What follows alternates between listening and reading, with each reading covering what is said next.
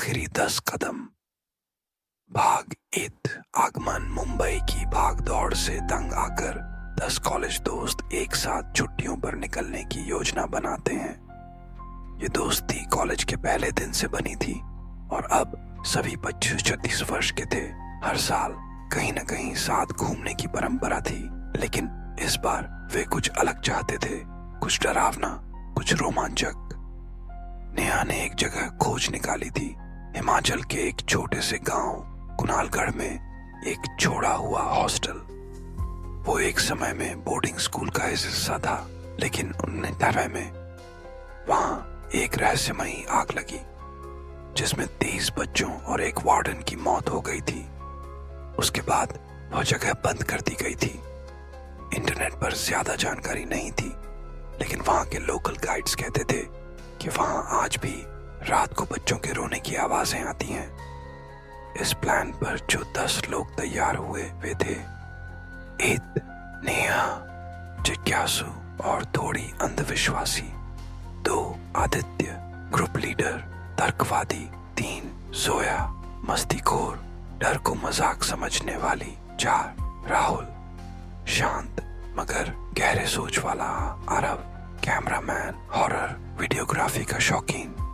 6 शिव, धार्मिक, हमेशा गले में रुद्राक्ष और जेब में हनुमान चालीसा। 7 कृतिका, साइकोलॉजी की स्टूडेंट, लोगों के मन को पढ़ने में माहिर। तनैया, ह्यूमर पसंद, माहौल को हल्का बनाए रखने वाली। 9 समीर, टेक्निकल मास्टरमाइंड, ग्रुप का हैकिंग एक्सपर्ट। 10 युवराज, बाइकर, एक्सप्लोरर और सबसे बहादुर दिखने की कोशिश करने वाला। उन्होंने तय किया कि वहां 2 रातें बिताएंगे और पूरी एक्सपीरियंस को रिकॉर्ड करेंगे ताकि एक शॉर्ट डॉक्यूमेंट्री बना सकें। सबके कैमरे, ड्रोन, लैपटॉप और खाना पीना तैयार था, लेकिन उन्हें इस बात का अंदाजा नहीं था कि वे जिन गलियों में कदम रखने जा रहे हैं वहां से जिंदा लौटना आसान नहीं होगा। पहाड़ी रास्तों से होते हुए वे कुणालगढ़ पहुंचे। गांव बेहद शांत था, जैसे कुछ छिपा हो। लोग बात करने से कतराते थे। जब उन्होंने हॉस्टल का पता पूछा तो एक बूढ़ा आदमी बोला, बेटा, वहां कोई स्वागत नहीं करेगा, सिर्फ विदाई होती है। शिव ने तुरंत हनुमान चालीसा पढ़नी शुरू कर दी। जोया ने मजाक उड़ाया, अरे बाबा, भूत को हंसाने का नया तरीका है ये। हॉस्टल का पहला दृश्य ही डरा देने वाला था।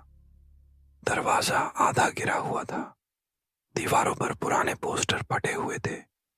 एक तरफ एक चार्ट अभी भी टंगा था, आज की प्रार्थना, शांत रहो, संयम रखो। रात 8 बजे सर ने कैमरे ऑन किए और रिकॉर्डिंग शुरू की। आरव छत पर ड्रोन उड़ा रहा था जब उसे एक कमरे में हल्की सी हलचल दिखी। वहां कोई नहीं होना चाहिए था। उसने सबको बुलाया।